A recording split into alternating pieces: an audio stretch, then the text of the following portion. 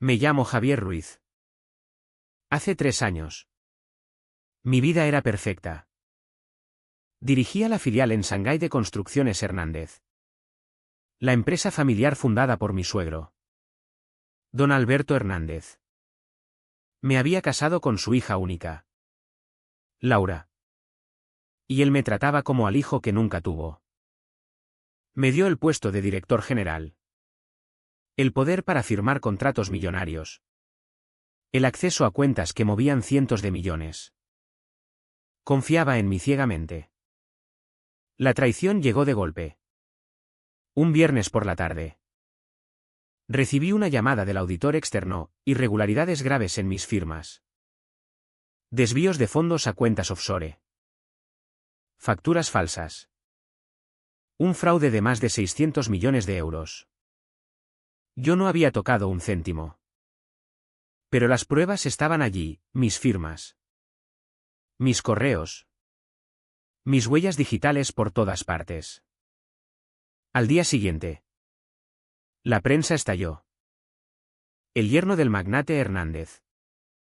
Cerebro de un fraude histórico. Fotos mías saliendo esposado de la oficina. Laura no contestaba el teléfono. Don Alberto dio una rueda de prensa. Javier Ruiz ha abusado de nuestra confianza. Lo hemos despedido con deshonra y presentado denuncia. Sus palabras fueron frías. Calculadas. Es una vergüenza para nuestra familia. Me humillaron públicamente. La policía me detuvo delante de mis compañeros. Pasé una noche en el calabozo.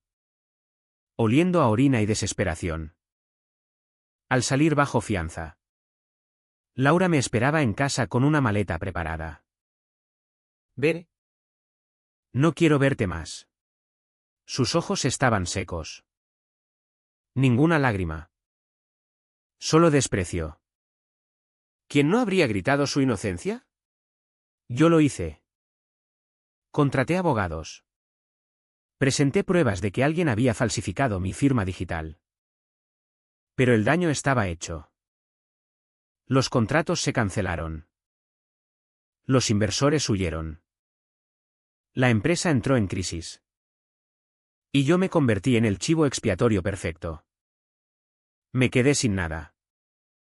Sin trabajo. Sin familia. Sin reputación.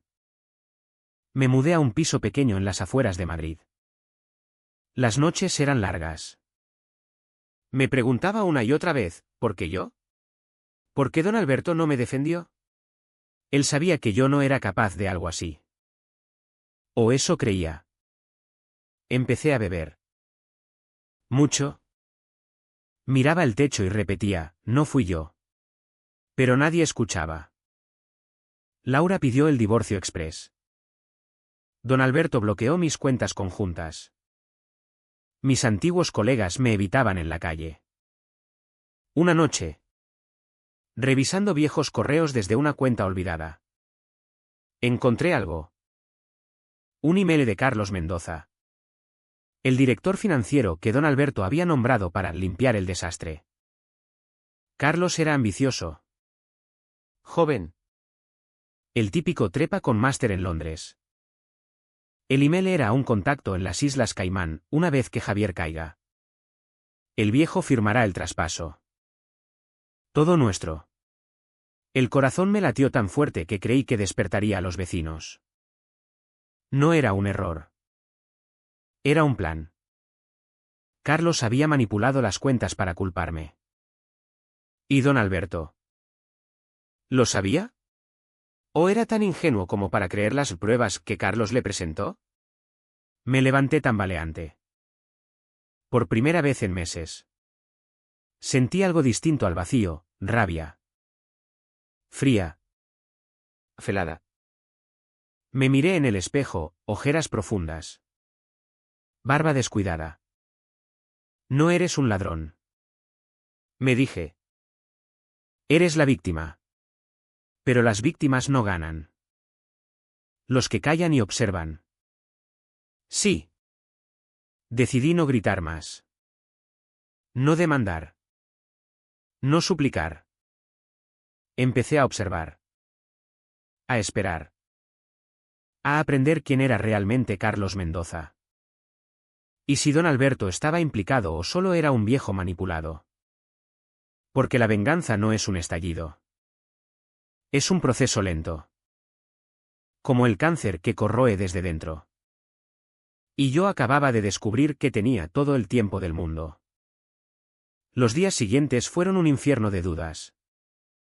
Me despertaba sudando.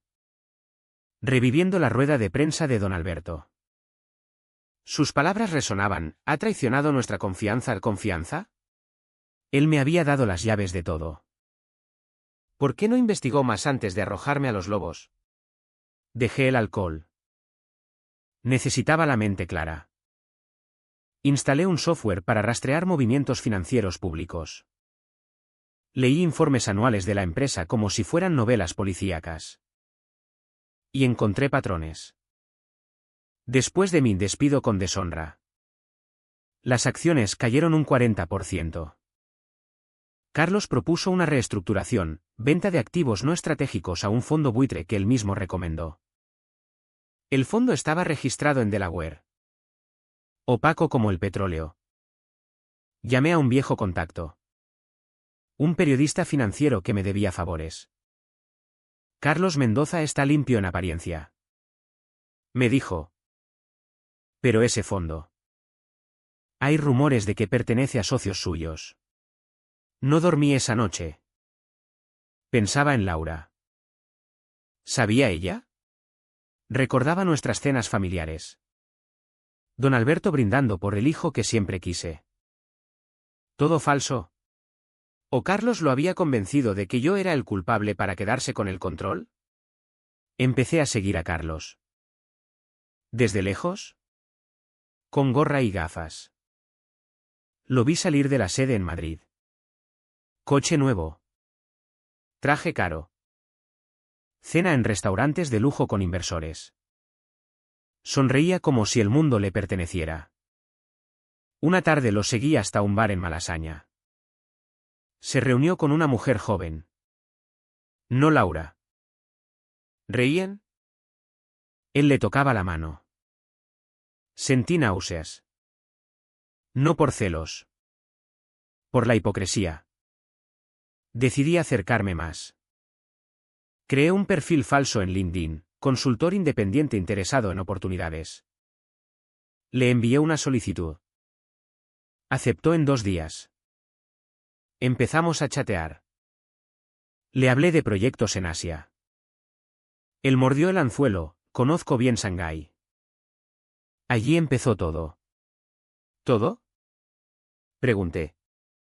Una limpieza necesaria. Respondió. El anterior director era ambicioso en exceso. ¿Ambicioso? Yo. El que había duplicado beneficios en 3 años. Le propuse un café. Aceptó. Nos encontramos en una terraza neutral. Carlos era encantador. Carismático. Ojos calculadores. Lástima lo de Javier Ruiz. Dijo fingiendo compasión. Un buen profesional. Pero la avaricia.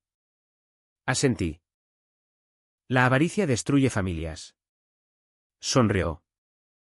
Exacto. Por eso hay que protegerlas. En ese momento supe, él lo había planeado todo. ¿Y don Alberto? Aún no estaba claro. Volví a casa temblando. No de miedo. De furia contenida. Me preguntaba si sería capaz. Si cruzaría la línea. Porque venganza significa ensuciarse las manos. Pero el silencio no había salvado nada. Mi matrimonio destruido. Mi nombre manchado. Mi futuro robado. Tenía que seguir observando. Los meses pasaron. Me convertí en una sombra. Seguía a Carlos discretamente. Anotaba sus reuniones. Fotografiaba documentos que dejaba en mesas de café. Descubrí que el fondo buitre era suyo. A través de prestanombres. Había desviado dinero para comprar acciones de la empresa a precio de ganga tras el escándalo. Don Alberto estaba enfermo. Cáncer de pulmón. Laura lo cuidaba. Visité el hospital disfrazado de repartidor. La vi en la cafetería. Demacrada. Nuestras miradas se cruzaron un segundo. Bajó los ojos. ¿Culpa? ¿O miedo? Carlos visitaba a don Alberto a menudo. Para actualizarle. Decía. Pero yo sabía, para presionarle a firmar el traspaso definitivo. Decidí manipular. Envié anónimos a periodistas, pistas sobre el fondo. Nada directo. Solo dudas. Las acciones volvieron a caer. Carlos se puso nervioso. Una noche lo llamé desde un número oculto. Voz distorsionada, sé lo que hiciste en Shanghái. Colgó. Pero al día siguiente cambió rutinas. Contrató seguridad. Me sentí poderoso por primera vez.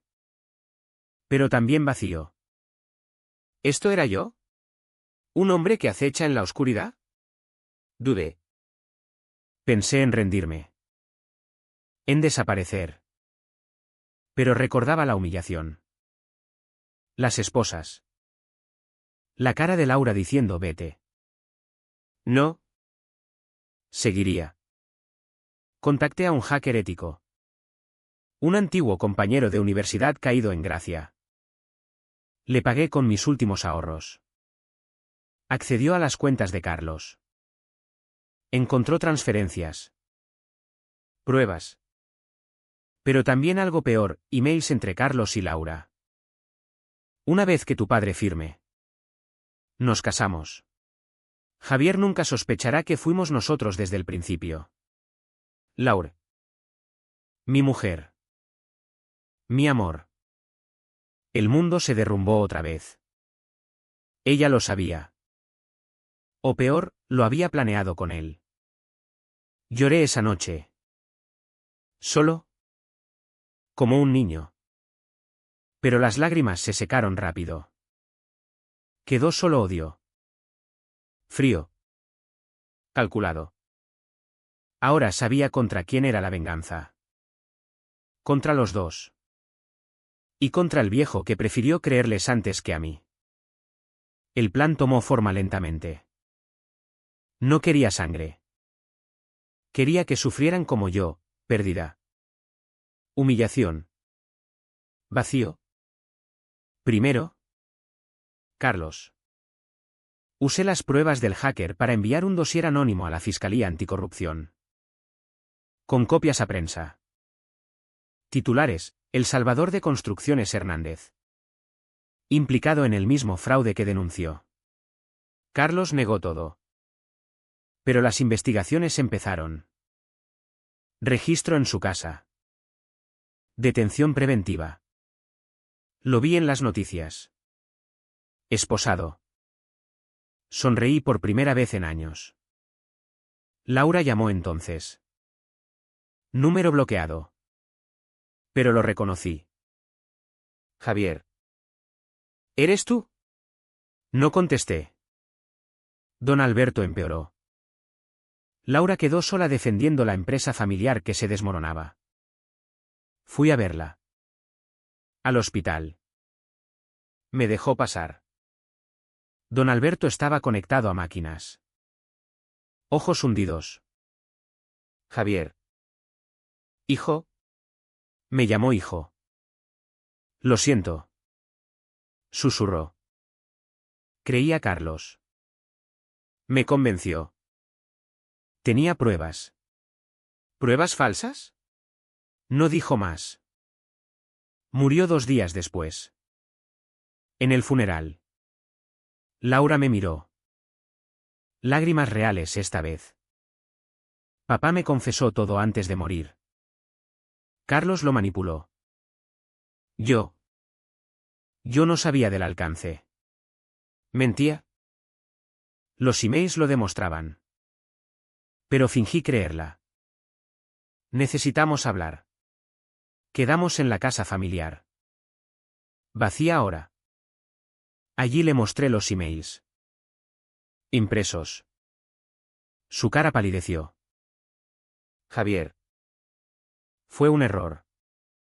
Estaba asustada. Carlos dijo que eras tú el peligro. ¿Y le creíste? Silencio. Te destruí por amor. Dijo al fin. Amor. La palabra me revolvió el estómago. No grité. Solo dije, ahora te toca perderlo todo. Envié las pruebas completas, su implicación. No como cerebro, pero como cómplice silenciosa. Laura fue citada. Declaró contra Carlos para salvarse. Pero el escándalo la salpicó. La empresa se vendió a trozos. Ella quedó con deudas. Carlos fue condenado. 10 años. Yo observaba desde lejos. La empresa desapareció. El nombre Hernández ya no significaba nada. Laura vendió la casa familiar para pagar abogados. Se mudó a un piso pequeño. Como yo años atrás. La visité una vez más. Abrió la puerta demacrada. Sin maquillar. ¿Contento? Preguntó. No respondí. Has ganado. Dijo. Pero mírate. ¿Qué quedas de ti?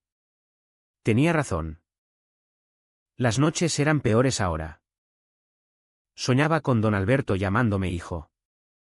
Con Laura en nuestros buenos días.